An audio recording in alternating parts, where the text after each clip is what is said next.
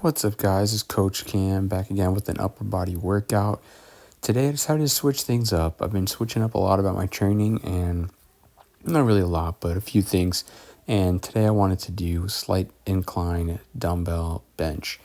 A few years ago, I was really good at dumbbell bench, I thought, and I made a lot of progress with it. And I just like this exercise, and it's something I can do in my garage gym that I'm setting up again at my house. So I wanted to go ahead and just kick it off with today's workout. And either I'm going to alternate exercises or just pick the ones I need for whichever gym I train at, whether here or in my garage. So continuing to make progress, but with the change here, I did single arm rows, and this felt amazing. So I might try experimenting with single arm or both arms and just see what I like better, but this was overall solid. Can't complain here.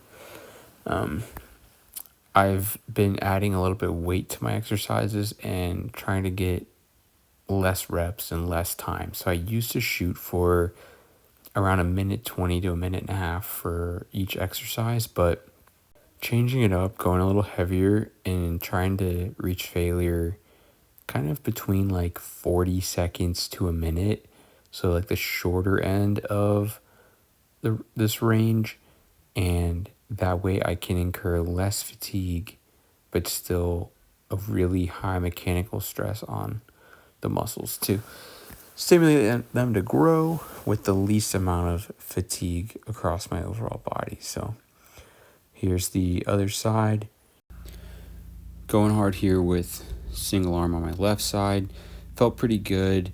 This is the best grip I could find at this gym. So it's like a single arm metal grip, and just keep gripping until you hit failure.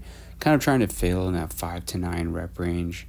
That way I don't incur as much fatigue as something that takes a full minute and a half. So kind of aiming for that 45 seconds.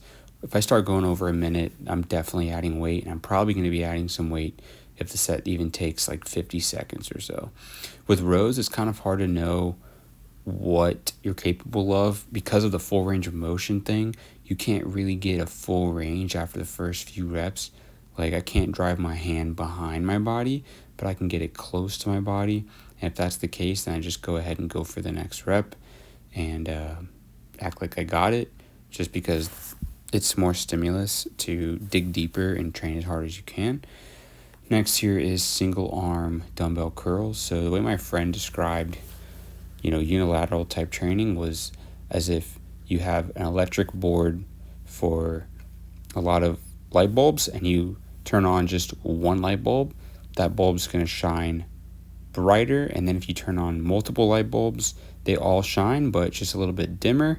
That's kind of how he described it, and probably accurate. So I'm running with that and experimenting to see what changes take place.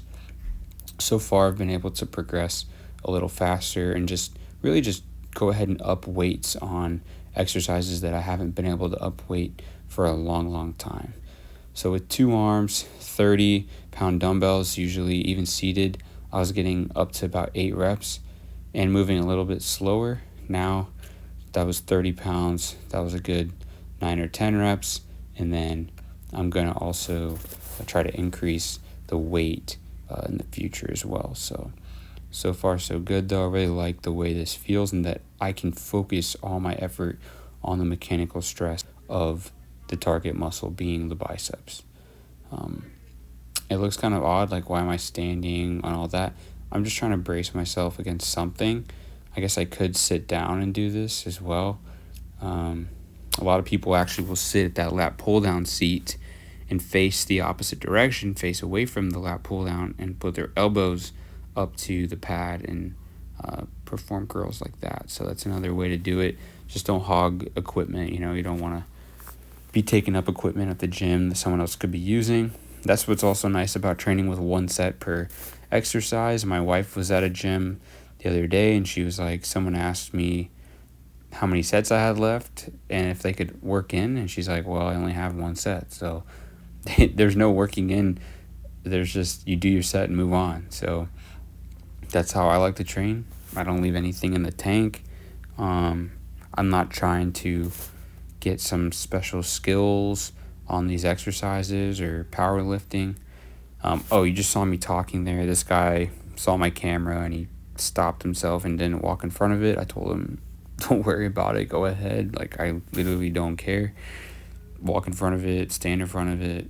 It doesn't matter to me. I'm filming it so I can time my sets. That's how I'm timing it. I look back and can see when I started the set and when I ended, and I can count my reps later.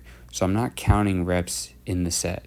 Sometimes I naturally do just out of my previous habit, but I'm really not counting reps during the set anymore because it doesn't matter to me. What matters is I'm pushing hard, shows a good weight, and then, continuing to contract the muscle even when I can't complete a full rep, just for the next few seconds. Keep attempting to complete the rep, and then if you can't, then you're done. So also, these are 20-pound dumbbells. I'm probably gonna have to increase the weight soon because I'm way at the upward end of my range. So this is like 10 reps or so, which is a little more than I want to be doing. It's taking too long to reach a point that my muscles fatigued. So it's a good idea for me to go ahead and add weight. Planning on adding 5 pounds, I guess. I mean, I would add 2.5s, but most places don't have 22.5-pound dumbbells. Holding out the weight until I can't hold it any longer, and then lower down. So post-workout flex, and you can see on the left all the exercises. Before, I was doing more exercises and taking 2 weeks before training those muscles again, but now I'm training basically each week, and I can do less exercises but a little bit more often of training. So you got to find that sweet spot, what works for you. Body weight between 165 and 170. Height is 5'7". And my birthday's coming up soon, so actually I'm already 29 by the time I posted this.